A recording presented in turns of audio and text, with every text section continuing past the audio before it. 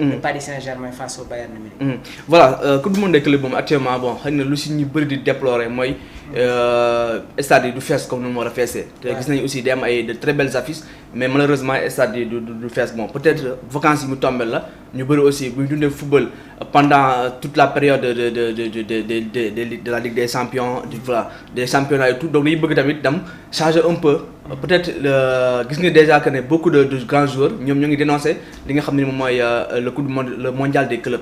donc ñoom li ñu bëgg mooy ñu effacer li nga xam ne moom mooy coupe du monde boobu des clubs boobule donc loolu aussi dina permettre aux joueurs surtout ñu gën a mën a noppaleeku. peut-être actuellement c'est bien aussi sur des trophées yi nga xam ne tamit joueurs yi permettre ñu gën a remplir seen armoire de trophées mais tamit c'est bien aussi ñu bàyyi xel la santé des joueurs c'est important. mais aussi pour man. L'équipe favorite de cette compétition reste le Paris Saint-Germain. Le Paris. Oui man loolu laa gis donc Paris gis nañ que ne match yu mu def na ay match yu baax te aussi que ne mu ngi continuer ci dynamique bi mu nekkoon ci période championnat bi ak Ligue des champions bi donc gis nañu aussi que ne malgré Real mu ngi fa te Real aussi c'est une très grande équipe mën na def aussi li nga xam ne nii moom mooy. équipe Real. oui waaw mais Real moom xam nga. waxal ci Real c'est une équipe yi nga xam ne nii. elle se cherche toujours. donc aussi mu ngi ci en phase de transition. donc coach yi jóge na fa Xabi Alonso daal di fay ñëw donc moom aussi il a sa philosophie il a aussi sa manière de voir le football donc moom bon et ça va prendre du temps loolu mënu ko def du tic au tac donc ça c'est un processus donc c'est un changement bi nga xam ne ni ça peut demander du temps. on a vu avec le cas de FC Barcelone et dans le Liverpool aussi la même chose donc équipe bu coach su ñëwee rek.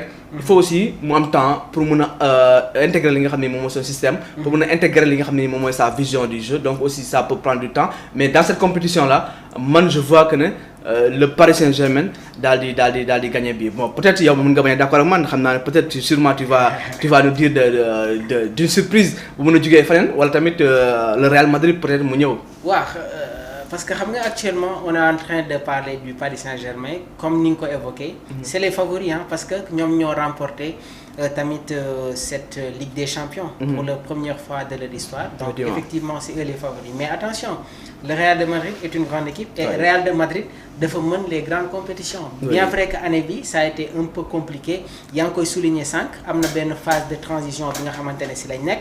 avec le départ de Carlo Ancelotti mais Xabi Alonso am na loo xamante ne déjà mi ngi koy jéem a mettre en place Abdourahmane.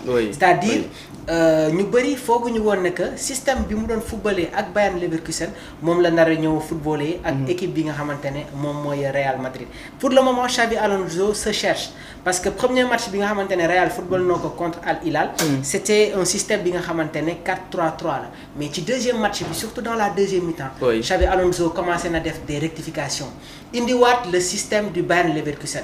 avec un trio à 3 derrière. Jonathan Tah, Tapsoba, Hincapié au niveau de leur milieu de terrain. Granit Xhaka, Robert Andrich ou parfois Alex Garcia, Jérémy Frimpong, Grimaldo, Florian Wirtz, des fois Hoffman, Atli, Boniface ou Patrick Schick. léegi nag c'est vrai que avec le Real xaw na am tuuti différence parce que dafa densifier son milieu de terrain avec Federico Valverde comme sentinelle, Arda Güler comme relayeur et Jude Bellingham a beaucoup plus de liberté donc il se retrouve comme électron libre. léegi nag il y a des permutations entre Arda Güler ak Jude Bellingham et en attaque il y a un duo. Vinicius Junior ak Gonzalo Garcia ñu bëri xaaruñu ko woon. moo waral sax soo ko seetaanee et même soo jëlee les commentaires yi nga xamante ne jóge na sur les spécialistes du football ça leur rappelle Raúl González. nekkoon ni tamit un grand joueur du Real de Madrid donc le Real n'a pas besoin d'aller chercher loin. il y a un joueur qui vient de la Castilla il est en train de faire de très belles prestations. Kylian Mbappé va être titulaire mais attention il y a un jeune qui a la rage il y a un jeune bi nga xamante ne il va bouleverser la hiérarchie pour s'imposer dans cette équipe de la Casablanca. bien sûr donc Real moom reste toujours le Real Madrid. donc surtout dans des grandes compétitions. am na cette touche là pour mën a changer les choses. te gis nga même Ligue des champions yi dañuy xool phase de groupe yi du day xaw am problème. mais boo ñëwee ba ci éliminatoire direct yi comme fi ñu toll actuellement.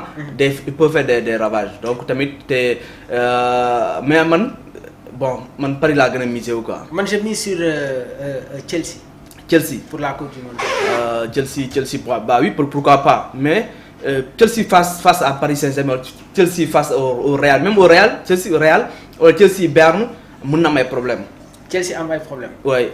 Chelsea est outsider parce que sans que non, tu as déjà évoqué les favoris. Tu as dit que le Paris Saint-Germain est le favori, le Real de Madrid qui est une grande équipe, mais attention au Bayern de Munich. Oui, là on est, même Bayern attention au Bayern de Munich. Gars, effectivement. Mais sur cette année, match bi nga xamantene football nañ ko contre Flamengo, qui est une équipe difficile à jouer. Et dafa nek tamit équipe bo xamantene dañu am de très grands joueurs. Xolal un joueur comme Danilo, passé par la Juventus de Turin, mi ngi ci biir équipe. Il y a l'autre défenseur brésilien, muy Léo Ortiz. Il y a aussi un autre défenseur bi nga xamantene c'est un gaucher, muy Léo Pereira. Alex Sandro, passé par la Juventus, moom tamit mi ngi ci biir équipe. L'ancien milieu de terrain des Blues, Jar Arsenal, passé par le Napoli, Jorginho, il est dans cette équipe de Flamengo. Il y a Eric Pulgar, un international chilien, passé par Fiorentina, il est dans cette équipe. Il y a De Ares Keita, un international uruguayen. Gonzalo Plata, passé par le championnat espagnol, mi ngi ci biir équipe. Même Everton, bi nekkoon Benfica, mi ngi ci équipe bu Flamengo bi. Donc et tamit c'est une équipe joueuse. Ñoom seen joueurs yi dañu waane. Te duñu fàtte tamit Gerson, passé par l'Olympique de Marseille, mi ngi ci équipe bi di Flamengo. Donc équipe boo xamante ne c'est une équipe joueuse. Donc le Bayern Munich a montré du caractère ci match bi nga xamante ne football na ko contre Flamengo. Et si Luis Araujo n'avait pas fait cette erreur ci zone boo xamante ne zone bu danger la, il faut jouer avec précision. Moo waral sax après dafa am perte de balle, Harry Kane en profite pour marquer le 4e but. Le Bayern Munich était en danger. Mais maa ngi la koy wax dañu am entraîneur boo xamante ne dafay insister sur la solidité défensive, muy Vincent Kompany. Et soo xoolee daaw coordination bi amoon entre Kim Min-jae moom moo ñëw imposé wu parce que avant l'arrivée de Kim Min-jae, il y avait l'ancien défenseur de la Juventus de Turin, muy De Ligt, moom moo ñëw doon football comme ak central. Bi mu demee Manchester, Upamecano ak Kim Min-jae ñoom ñëw former la charnière centrale. Et daaw sooy seetaan le Bayern da ngay xam ne que y a une nette coordination. Les deux joueurs s'entendent. Le Bayern montre de la solidité défensive. Cette année-ci ñu am beneen recrue boo xamante ne am na expérience.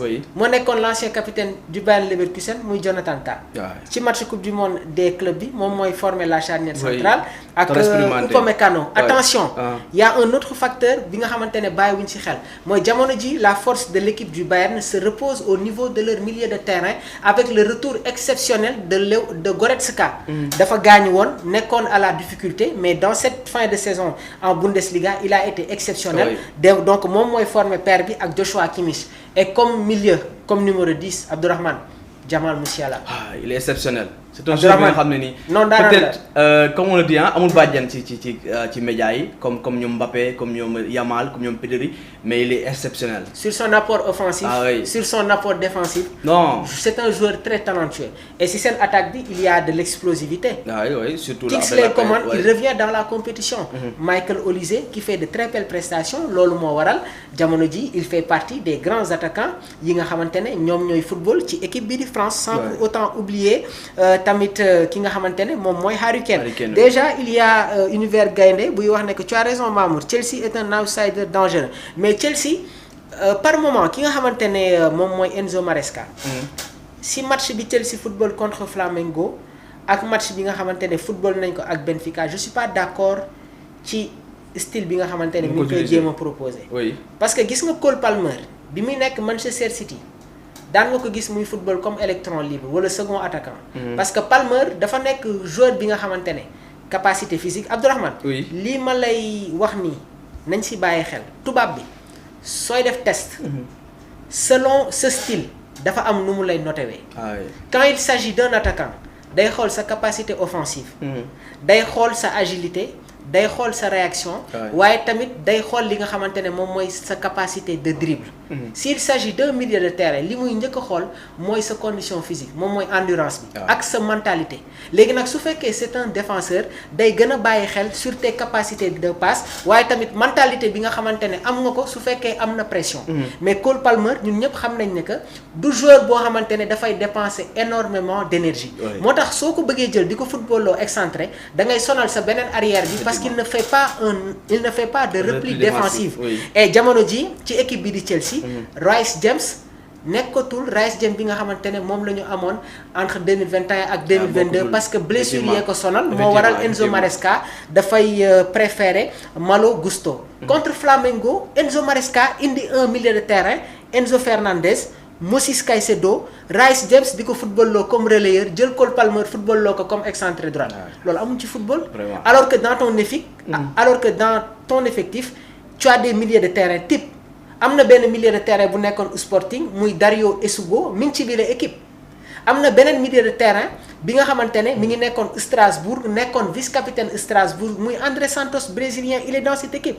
Il y a un autre milieu de terrain bi nga xamante ne ñi ngi ko jëlee si Leicester City muy Davies Hall. C'est le gaucher. Donc pourquoi chercher des schémas yi nga xamante ne daf lay indi problème loolu moo indi la défaite des Blues.